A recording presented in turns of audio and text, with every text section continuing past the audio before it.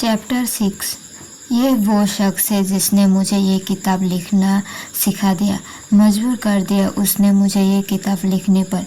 ज़िंदगी में पहली बार ऐसा कोई शख्स मिला मुझे जो मेरे दिल के इतना करीब है। अब रोज़ कॉलेज में मैं एक उम्मीद और प्यार भरा सपना आँखों में सजा कर जाती हूँ कि आज वो दिखेगा, मुझे मिलेगा। उसका एक दीदार ही काफ़ी है मेरे लिए। जब भी वो मिलता मुझसे या दूर से भी मैं उसको देख लेती तो घंटों तक, हफ्तों भर अपने दोस्तों से उसके बारे में बात करती। वो सुनकर थक जाते पर मैं ना थकती थी। लता और मीरा मेरी सबसे अच्छी सहेलियाँ थी और मेरे एक तरफा प्यार की एकलौती गवाह रीशान से जुड़ी बातें बताने और कॉलेज के बाहर उससे मिलवाने में इन्होंने मेरा खूब साथ दिया। हम 3rd सेमेस्टर के शुरुआत में मिले थे। मेरे हाल अब कुछ ऐसा था कि उसे ना देखो तो सुकून ना आता और अगर देखो तो बेचैन कर जाता। पल भर में वो सारी बेचैनी ले जाता और जैसे ही मुझे एहसास होता कि ये फिर ओझल हो जाएगा, फिर सारी बेचैनी मुझे वो दे जाता।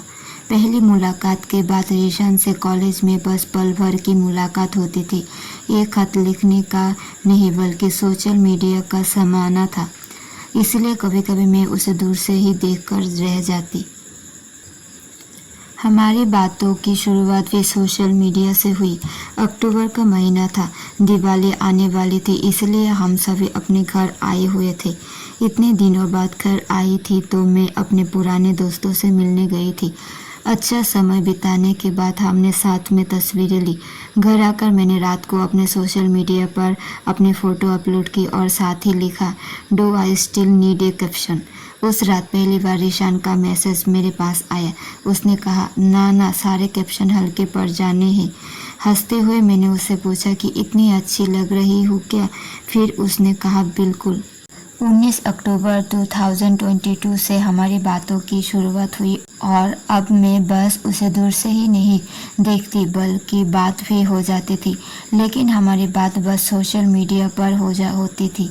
उससे सामने से बात करने की हिम्मत मुझ में नहीं थी। दिवाली की छुट्टियों के बाद हम वापस चंडीगढ़ आ गए। 3rd सेमेस्टर ख़त्म होने वाला था और फिर कुछ दिनों बाद 3rd सेमेस्टर की क्लास ख़त्म हो गई और इम्तिहान शुरू हो गए। अब इम्तिहानों में वो मुझे हमेशा नज़र नहीं आता था और आता तो मेघा और अपने बाकी दोस्तों के साथ। दूर से उसे हंसता मुस्कुराता देख दिल को सुकून मिलता। परीक्षा ख़त्म हो गई, हमारा 3rd सेमेस्टर ख़त्म हो गया। कॉलेज की छुट्टियाँ शुरू हो गई, सब अपने अपने घर चले गए। मैं भी अपने घर आ गई। सितंबर के महीने के आखिरी दिन थे, नया साल आने वाला था और फिर नया साल शुरू हो गया। 1 जनवरी 2023 नए साल का पहला दिन था। मैं घर पर बस यूं ही बैठी हुई थी। शाम का वक्त था। सोशल मीडिया पर नए साल के लोगों की आते जाते तस्वीरें, वीडियो देख रही थी। नए साल की एक प्यारी सी वीडियो मैंने रीशान को भेजी। उसने भी मुझे नए साल की शुभकामनाएं दी। 2022 मेरी ज़िंदगी में बहुत सारे बदलाव देकर गया। उसी साल में रीशान से मिली थी और 2023 मुझे उसके और करीब ले गया। मेरा नया साल तब मुकम्मल हुआ जब उसका मैसेज मेरे पास आया। चैप्टर 7। रात के 9 बज चुके हैं। मुझे उसे मैसेज की ये कुछ 2 घंटे हो गए हैं।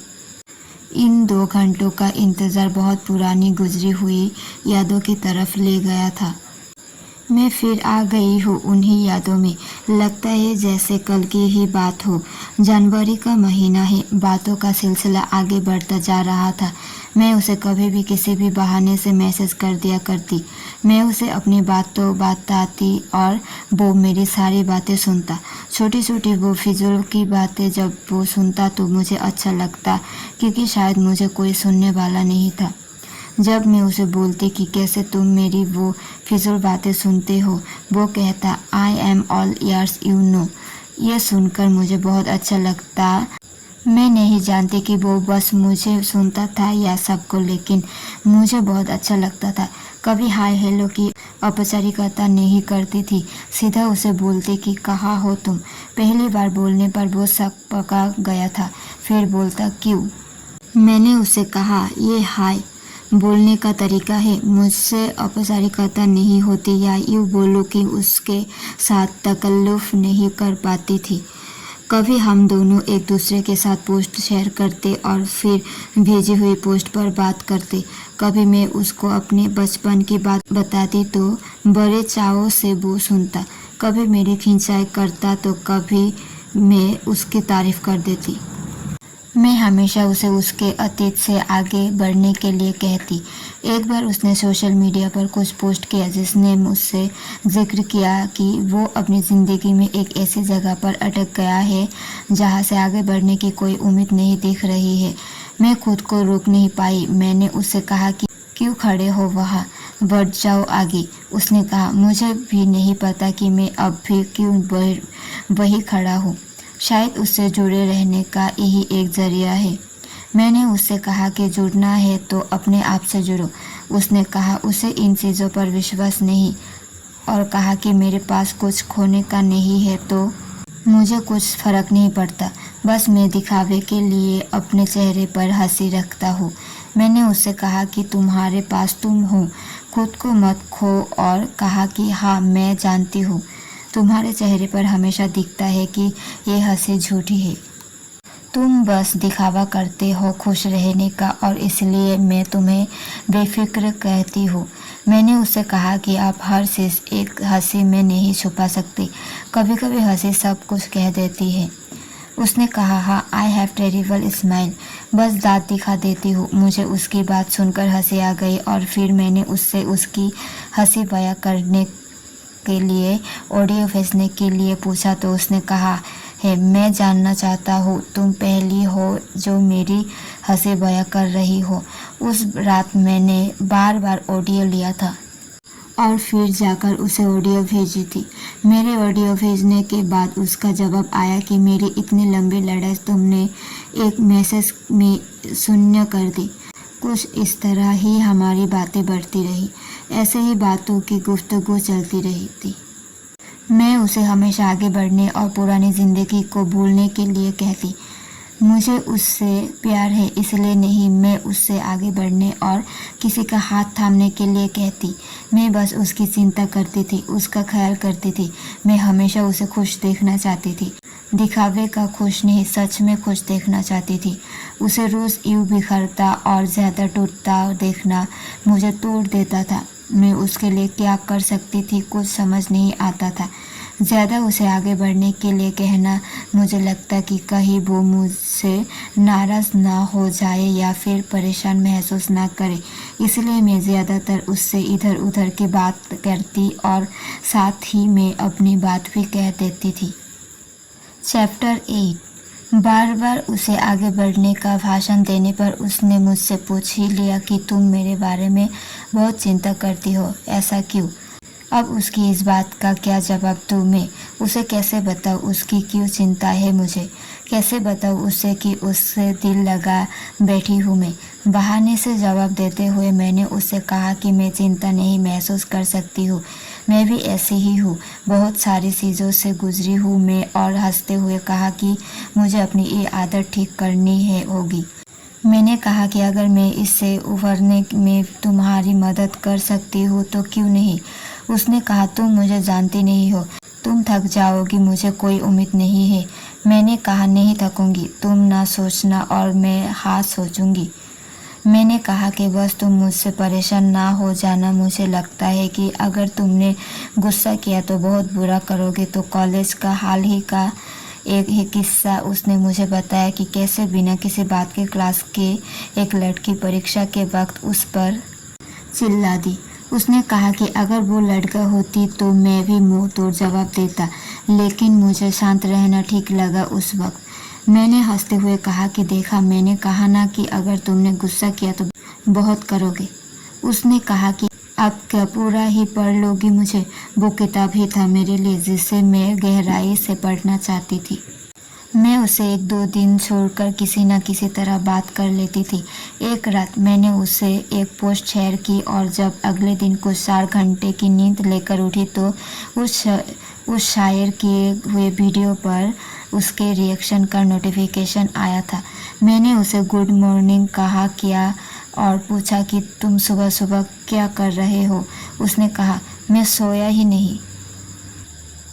मैंने कहा, मैं भी नहीं सोई, लेकिन अभी नींद आ रही है। वो कहता कि मुझे तो वो भी नहीं आ रही है। मैंने हंसते हुए कहा कि तुम मेरी नींद ले लो। उसने जवाब दिया कि थोड़े दिन और बात कर लो, ले ही जाऊंगा चुरा कर। मैं उसका ये मैसेज देख मुस्कुराने लगी और खुद से कहने लगी कि नींद तो तुमने चुरा ही ली है। एक दिन बात करते करते मैंने उससे कहा कि क्या मैं कुछ बताऊं, और फिर उसका मैसेज आया, हाँ बताओ। मैंने कहा कि भूल गई। उन दिनों किसी बात को लेकर मेरा दिल उदास था। कुछ देर बाद मूड ठीक किया तो उससे बात की। बातों में मैंने उसे कहा कि एक बात बताओ जो मैं बताने वाली थी। उसने कहा कि भूली तो नहीं थी तुम। मैंने कहा, हाँ नहीं भूली थी, पर तुमको कैसे पता? तो बोलता, हाँ आई एंटिसिपेटेड, पता नहीं कैसे। बस मुझे ये सुनकर अच्छा लगा कि उसे मेरे बिना बताए ही पता लग गया कि मेरे मिजाज आज कुछ बिगड़े हुए से है। मुझे उसके साथ कभी किसी महंगी जगह पर नहीं जाना था। मुझे तो उसके साथ बारिश में भीगते हुए नाचना था, ठंडी हवाओं के झोंके के साथ उड़ना था। किसी चाय की टपरी पर बैठकर चाय के घूंट लेने थे। साथ में बैठकर बातों से रात गुजरकर सुबह होने का इंतज़ार करना था। नदी किनारे उसके साथ थम कर बैठना था। उसके कंधे पर सिर रखकर साथ देखना था। अपने हाथों से उसके लिए खाना बनाना, उसे अपने दिल की हर बात बतानी थी। हंसी ठहाकों से घर की चार दीवारों को भर देना था। छत पर बैठने की मेरी एक मनपसंद जगह है। वहाँ बैठकर मैं रात में चाँद को तकती हूँ। रिशन के साथ वहाँ बैठकर चाँद देखने का बेहद मन था। कभी वो और मैं साथ में रातों को चांद तारे देखते। कॉलेज में कभी मेरा फ्री लेक्चर होता है तो मैं अपने कॉलेज के बगीचे में बैठना बहुत पसंद करती हूँ, खासकर जब मौसम बारिश का हो। कभी हम साथ में बारिश का मज़ा लेते। मेरे सपनों की लिस्ट तो बहुत लंबी थी, पर उनके पूरे होने की उम्मीद ना थी। अपने दोस्तों के साथ अपने मन पसंदीदा जगह पर होती तो उनसे हमेशा यही बोलती कि काश यहाँ मेरे साथ रिशन होता। मैं अपने दोस्तों को अपने सपनों की लिस्ट बताती रहती थी। सोचती हूँ कि कैसे कोई इंसान किसी दूसरे इंसान का काश बन जाता है। रिशन मेरा काश था। ये काश के बने सपने अधूरा इश्क सजाते हैं। मैं सोचती थी कि जैसे मैं उसकी आंखें पढ़ने की कोशिश करती हूँ, क्या वो भी करता होगा।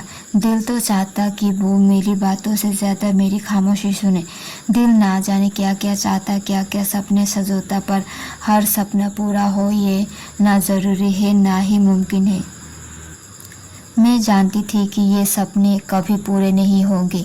कभी मुझे कोई पूछता कि तुझे उससे क्या चाहिए या तुझे क्या उसके साथ कोई रिश्ता चाहिए, मैं हमेशा यही जवाब देती कि मुझे उससे कुछ नहीं चाहिए। बस वो हंसकर मुझे मिल लेता है। मेरे लिए इतना बहुत है। इतने सारे सपनों के बीच एक छोटा सा ख्वाब था मेरा कि एक रात रिशन और मैं साथ गुजारे। किसी बुरी नियत से नहीं, बस उसके साथ बैठकर चांद देखना चाहती हूँ। ढेरों बातों से अपने खुद के तारे सजाना चाहती हूँ।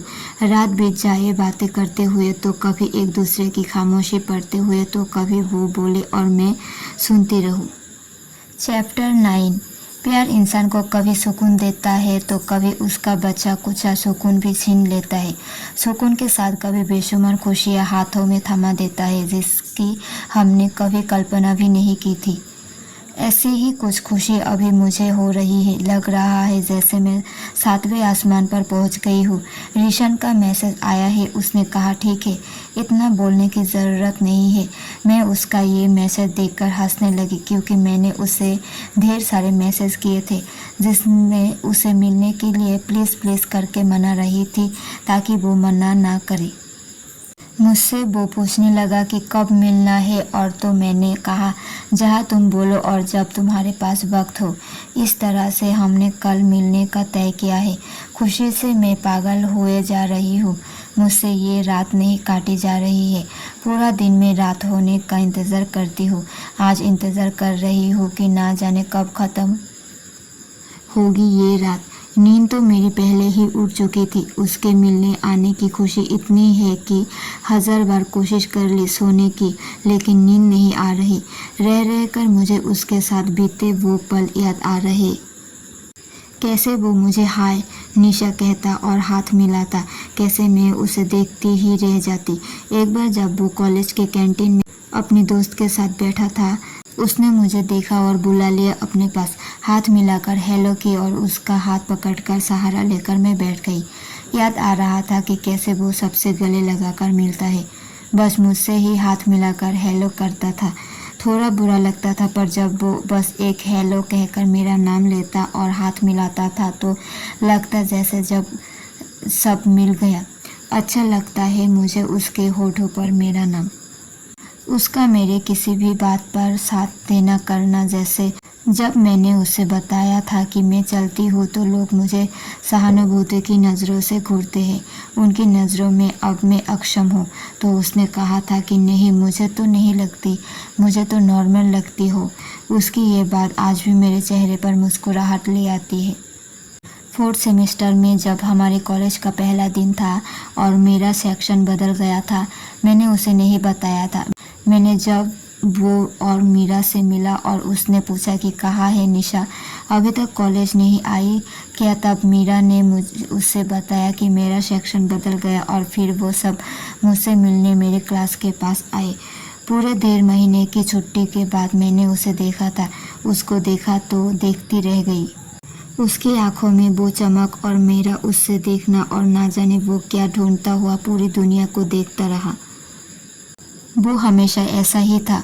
मैं जब भी उसे मिलती थी, मैं उसकी आंखों में उसे देखती और वो ना जाने कैसे ढूंढता और पूरी दुनिया में अपनी नज़र दौड़ता रहता। एक ही जगह ठहरा वो और भागती हुई उसकी नज़रों ने ना जाने क्या खोजती थी, और उसकी उन भागती आंखों में मैं कहीं खो जाती थी। सोच कर खुश हो रही थी उसके आने का जानकर, तो बहुत प्यारे लम्हे आंखों के सामने आने लगे। यादों के घेरे में घिरती जा रही हूँ और याद आ रहा है वो दिन जब मेरे और लता के बीच आपस में थोड़े झगड़े चल रहे थे। उस दिन हम सभी कॉलेज में थे, बहुत जमकर बारिश हुई थी। उस दिन मैं जिस टेबल पर बैठी थी उसी के पीछे रिशन अपने दोस्तों के साथ बैठा था। मेरी एक छोटी सी बहस लता से हो गई। बहुत गुस्से में कुछ ना कह दूँ, इसलिए वहाँ से उठकर मैं रिशन के मेज पर बैठ गई। गुस्से से मेरा चेहरा लाल हो गया था। मेरी शक्ल देखकर उन सब ने मुझे अपने पास बैठने के लिए कहा और पूछने लगे क्या हुआ। मैंने कुछ नहीं बताया। रिशन ने भी पूछा और मुझे देखने लगा 2 पल के लिए। जब उसने मेरी आंखों में देखा तो मेरी आंखें उसकी आंखों में खो गई। जब तक मैं वहां से गई नहीं, वो मुझे ही बार बार पीछे मुड़कर देखता रहा, जैसे उसे कुछ कहना हो मुझसे। उसकी वो आंखें मेरे दिल पर हर बार छप जाती थी। उसकी आंखों में मुझे कभी सुकून दिखता, कभी बेचैनी, कभी शरारत तो कभी हया। उसकी उन छोटी छोटी आंखों में मेरी पूरी दुनिया बसती थी। जब भी मैं उसे आगे बढ़ने के लिए कहती या हमारी बात कॉलेज को लेकर हो जाती, तो हमेशा आखिरी में एक चीज़ बोलता, आई डोंट केयर, और उसकी इसी बात से मैं उसे बेफिक्र बुलाती थी। ऐसे ही जब कॉलेज में एक बार बुक फेयर हुआ था तो फेयर में घूमते हुए निरीशन और मेघा मिल गई। सब एक दूसरे से मिले। हमेशा की रिशान ने मुझसे हाथ मिलाया, पर उस दिन वो मेरा हाथ पकड़कर खड़ा रहा और सबसे बातें करने लगा। मैंने भी उसका हाथ नहीं छोड़ा और महसूस करती रही उसके हाथों की सुगंध को। और फिर वो जाने लगा तो मैंने जाते जाते पूछ लिया कि इम्तिहान कैसे जा रहे हैं। उसने बताया कि वो कम अटेंडेंस होने के कारण से इम्तिहान नहीं दे सकता। मैंने कुछ नहीं कहा और जाते हुए मेरी तरफ मुड़कर बोला कि आई डोंट केयर, और हंसने लगा। मैं और वो एक दूसरे की आंखों में देख रहे थे। हम दोनों ही हंस दिए। उसने ऐसे देखा मुझे जैसे मैं सब जानती हूँ।